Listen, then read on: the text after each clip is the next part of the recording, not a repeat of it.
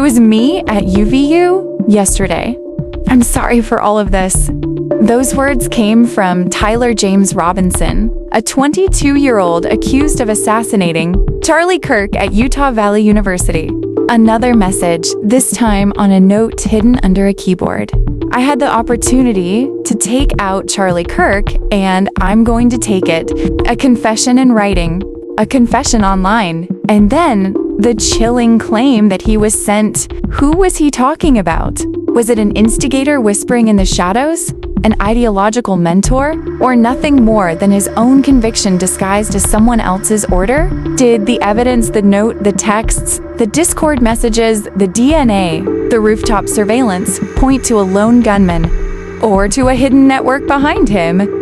And how will the justice system treat a man who not only admits the crime but insists he carried out someone else's mission? If you want the truth behind political violence, hit like, subscribe, and comment where you're watching from, because understanding isn't easy, but burying the truth is worse. And if you believe someone must be held fully accountable, not just the shooter, but anyone who may have influenced him, subscribe now.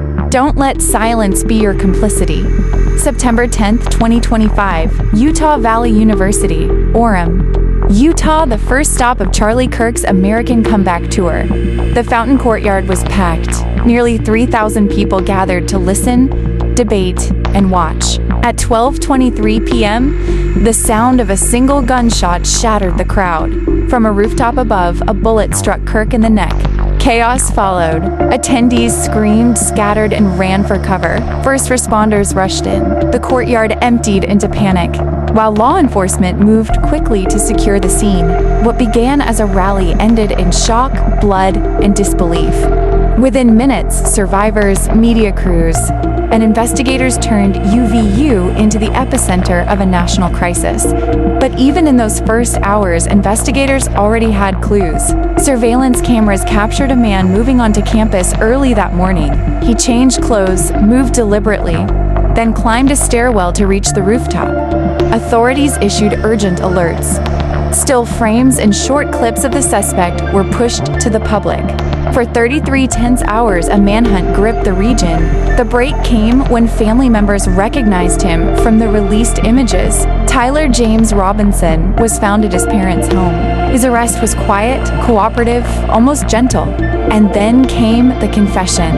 Robinson, 22 years old, not a UVU student from Washington County, Utah. His words surfaced in fragments. Text to a roommate, "I had enough of his hatred. Some hate can't be negotiated out." A note hidden under a keyboard, "I had the opportunity to take out Charlie Kirk, and I'm going to take it." A Discord post. "Hey guys, it was me at UVU." Layer by layer, his identity was revealed, not only by investigators, but by his own words. That contradiction defined him. A young man described as peaceful, yet one who planned a shooting. Someone raised in a conservative household, yet moving sharply away from it. Someone who wrote notes and sent messages foreshadowing his act, yet gave little outward sign until the day of the shooting. Psychological and social factors came into sharper focus. His words revealed agitation, frustration, and deep resentment toward Charlie Kirk's rhetoric. Investigators noted his reliance on online spaces like Discord, where he confessed and left digital traces of his mindset.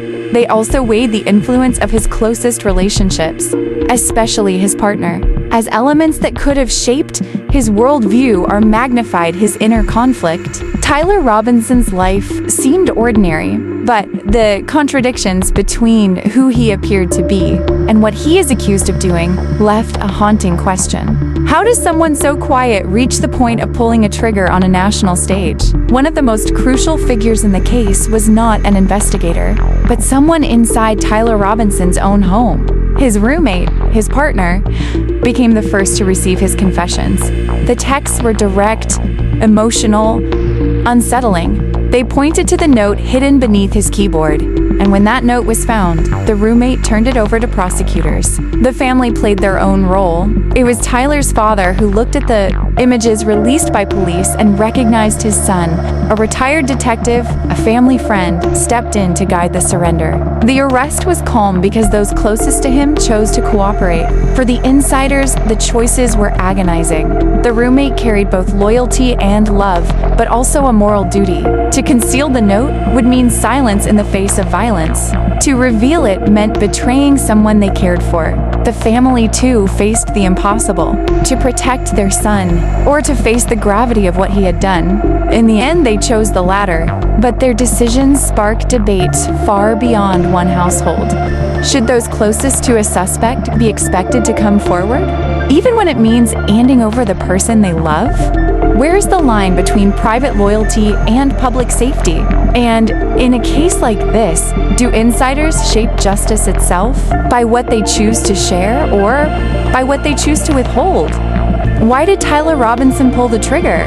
Prosecutors argue ideology drove him. His messages were filled with frustration at Charlie Kirk's rhetoric. Words he claimed spread hate. To Robinson, some hate could not be reasoned with, only confronted. But the motives run deeper. Personal resentments weighed on him. Tension with his conservative family. Conflicts around identity, loyalty, and belonging. His partner and politics pushed him in one direction. His upbringing pulled him in another.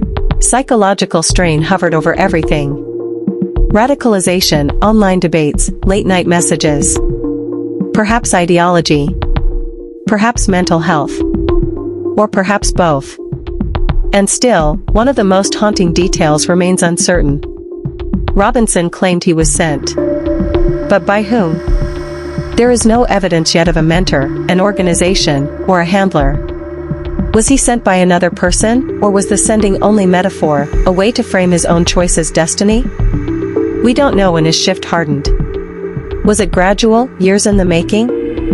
Or sudden, a collapse under stress? Investigators have not confirmed mental health diagnoses. Nor have they established whether outside actors, beyond his roommate and family, influenced his path. The questions remain. If a man insists he was sent, does that change his responsibility? When do personal beliefs cross the line into violence, and can communities or platforms that fuel outrage share the blame? If someone believes they're acting for a higher cause, does that belief alter what justice? The story of Tyler Robinson exploded into national headlines. News outlets framed it as political violence and attempted assassination. In the days that followed, coverage shifted to the details: the Discord confession, the text messages, the note beneath the keyboard. Forensic links and ideological motives filled the broadcasts. And alongside the facts came another debate: whether this case could end with the death penalty. On social media, reactions fractured. Conservative communities and Kirk supporters expressed grief, anger, and outrage. Others raised alarms about the dangers of rhetoric itself, and how quickly words can escalate into violence. And yet, there were voices of doubt, some skeptical about the authenticity of the messages, even suggesting tampering or scripting. The case became more than one man and one gunshot. It became a mirror of broader divides. Political polarization reaching extremes. Digital platforms serving as stages for both radicalization and confession. Questions about gun access, as the rifle used was a family gift. And fierce debate about the justice system, whether death is the proper sentence, or whether motive and mental state demand a different measure. Tyler Robinson's act was not just a crime. It became a test of how America sees ideology, accountability, and justice in a fractured age. Tyler James Robinson, 22 years old. Charged with the killing of Charlie Kirk on September 10, 2025. The evidence is heavy: confessions in texts and on Discord. A handwritten note declaring intent. DNA on the rifle. Surveillance placing him on the rooftop. And the insiders, his partner, his parents, whose cooperation gave investigators the final pieces. And yet, the most haunting questions remain. Who, if anyone, sent him? What truly drove him: ideology, identity, or despair? Was this the act of one man, or the echo of something larger? In a society where words spread like wildfire, where ideology shouts from every platform, and where private rage can erupt into public violence, how do we know when someone is acting alone, and when they are being sent? Do we even have the systems to detect the signs before tragedy strikes again? If you believe turning a blind eye to political violence now will cost lives later, share this video. Demand we look beyond just the shooter, into those who influence, push, or send.